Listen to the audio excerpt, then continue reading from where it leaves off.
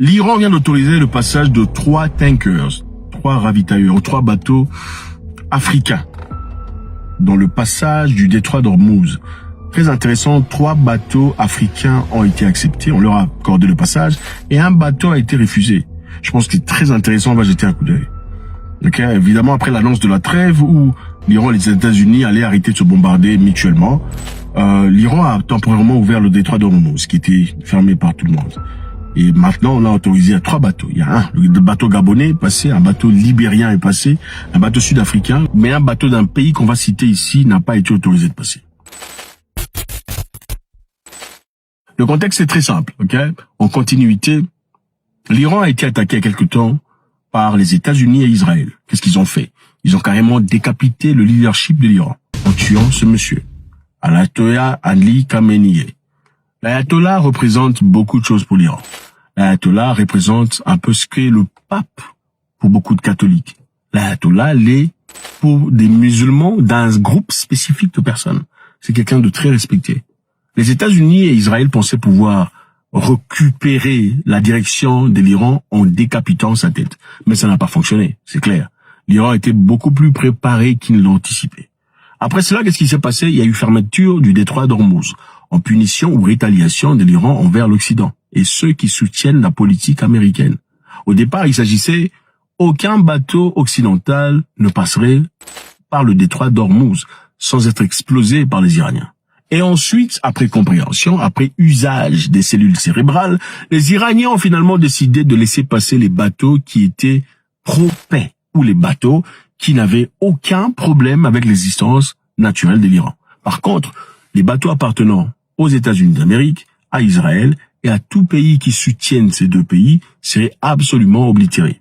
C'était clair.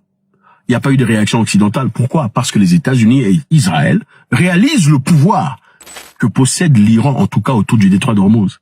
Malgré la force et la puissance des États-Unis d'Amérique, ils n'ont pas osé chercher à faire le contraire. Ils n'ont pas osé aller faire front aux Iraniens au détroit d'Ormuz. Pour quelle raison? C'est-à-dire qu'ils réalisent la capacité incroyable des Iraniens sur le plan de guerre dans le détroit au moins d'Ormuz. En tout cas, 3 bateaux ont été autorisés. Je pense que c'est très intéressant de voir. Il y a un pétrolier battant pavillon gabonais, c'est-à-dire un bateau qui a un drapeau gabonais. Ok, il s'agit ici du tout premier navire non iranien à passer après le cessez-le-feu. Et ce navire transporterait environ 7000 tonnes de fioul émirati à destination de l'Inde.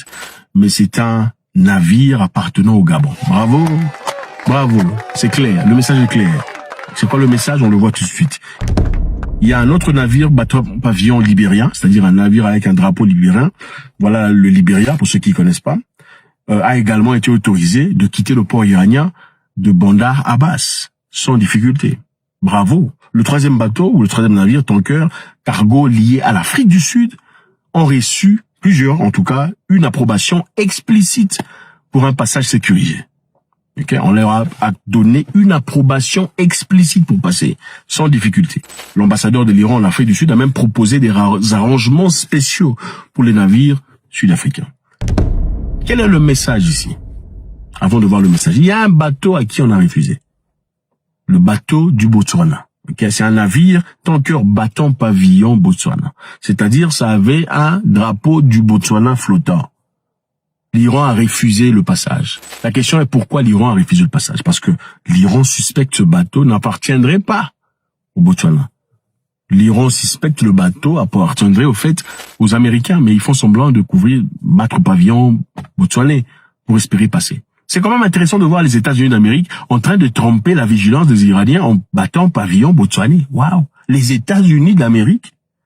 Mais il y a un message ici très clair. C'est quel est le message? Le message est simple. C'est-à-dire, nous ne sommes pas contre tout le monde. Nous ne sommes pas un État voyou où on place tout le monde sous la même ligne de mire. Si vous vous comportez bizarrement contre nous, on va vous montrer que nous sommes les plus bizarres du monde. Si vous vous comportez en accord avec ceux qui se comportent bizarrement contre nous, c'est-à-dire vous soutenez les politiques étrangères américaines et israéliennes, nous allons vous traiter de la même façon. Le message est aussi clair. Si vous n'avez aucun problème avec nous et vous vous opposez à la guerre, nous serons gentils avec vous. Et nous nous opposons à votre oppression. Je vous rappelle ici que l'Iran a démontré jusque-là aucune agressivité vis-à-vis des Africains. Aucune agressivité, aucune. D'ailleurs, à l'époque, pendant qu'il y avait le colonialisme et tout le bazar, les Iraniens étaient pro-africains. Il faut le dire, historiquement. Je pense que si vous voulez savoir ce que quelqu'un fera dans le futur, il suffit de voir ce qu'il a déjà fait dans le passé. Dans le passé, quand il y avait trouble en Iran, 1979, quand l'ayatollah renverse le Shah s'enfuit et quitte l'Iran. Qu'est-ce qui se passe ensuite? Plusieurs Américains sont arrêtés dans l'ambassade américaine en Iran, à Téhéran. Ils sont gardés comme otages. Qu'est-ce qui se passera plus tard? Ce qui se passera plus tard, c'est que les États-Unis d'Amérique essaiera de faire une opération spéciale, des forces spéciales pour aller libérer ces otages.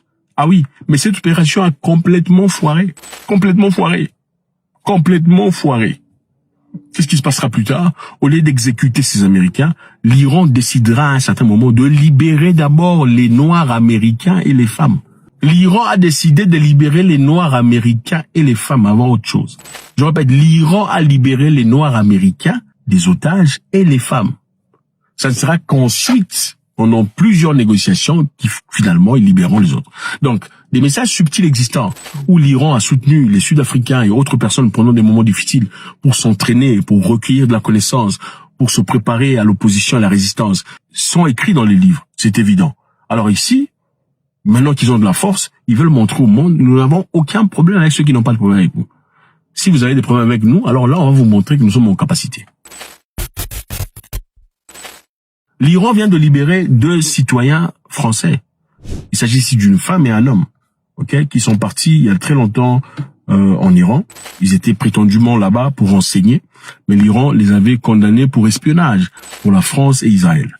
La France avait condamné ce fait, ils avaient été jetés en prison, ils avaient déclaré qu'ils étaient injustement arrêtés, mais l'Iran vient, après avoir libéré temporairement, ils ont été domiciliés à l'ambassade française à Téhéran pendant quelque temps, en résidence surveillée, et finalement ils ont été libérés. Et ces 2 personnes ont rencontré Emmanuel Macron il y a quelque temps dans une joie totale. Retrouver cette liberté qu'ils n'avaient plus. Donc l'Iran vient de démontrer encore une fois qu'il y a quelque chose qu'ils sont en train de faire. Qu'est-ce que c'est? C'est évident. Si vous vous opposez à la guerre contre l'Iran, on fera tout pour vous soutenir. Emmanuel Macron, je vous le rappelle, il y a quelque temps, s'est opposé ouvertement à la guerre contre l'Iran. Emmanuel Macron a refusé d'accepter l'exposition israélienne d'armes en France. Récemment, Emmanuel Macron a fermé l'espace aérien aux Américains qui transportaient des équipements pour aller faire la guerre en Iran. Emmanuel Macron a fermé l'espace aérien aux Israéliens. Qu'est-ce qui s'est passé? L'Israël, en récupération, a annulé les contrats militaires avec la France. Ensuite, c'est l'Espagne qui a suivi. Donc, l'Iran démontre clairement, nous ne sommes pas cet État voyou que vous pensez que nous sommes. Nous ne sommes pas ces personnes que vous essayez de prétendre. Nous ne sommes pas ces voyous, ces sauvages. Nous savons réfléchir. Pour ceux qui nous traitent avec concordance, cohérence, abstinence et ingérence, écoutez, on les traite à la même longueur d'onde. Donc, voilà ce que c'est, les amis. 3 bateaux africains. Bateau sud-africain, un bateau gabonais, un bateau libérien ont été permis, mais un bateau botswanais n'a pas été permis. On se pose la question pourquoi. Nous savons que Julius Malema, il y a quelque temps, a informé le monde que le Botswana possédait en elle une base militaire américaine pour des phrases rapides. On n'en était pas au courant. Aujourd'hui, ici même en Afrique australe, nous constatons qu'il existe une base militaire américaine au Botswana qui menace directement notre propre sécurité régionale. Cette base américaine au Botswana, s'ils devaient faire décoller un avion de chasse de cette base jusqu'à l'Union Building, il leur faudrait 2 minutes pour bombarder l'Union Building. Pourquoi leur permettez-vous d'avoir une base militaire au Botswana? Parce que personne ne peut se préparer à se défendre en 2 minutes. Une fois que l'Amérique déclare la guerre et dit qu'elle attaque l'Afrique du Sud, elle le fera en 2 minutes et détruira l'Union Building. C'est pourquoi cette base militaire au Botswana doit être fermée, car elle représente une menace pour la sécurité de toute l'Afrique australe, la région qui appartient au continent africain. C'est ça, on ne le savait pas, regardez. Le Botswana sur la carte, l'Afrique du Sud. On allait m'a suggéré que si les États-Unis décidaient d'entrer en guerre contre l'Afrique du Sud, ce serait très facile parce que la distance est trop courte. Bombarder, c'est très très facile, ça n'a aucun problème. Alors, est-ce la raison pour laquelle l'Iran n'a pas accordé au Botswana cette ouverture d'esprit? Point d'interrogation. Nous savons que le Botswana et les États-Unis d'Amérique ont des contrats de longue date.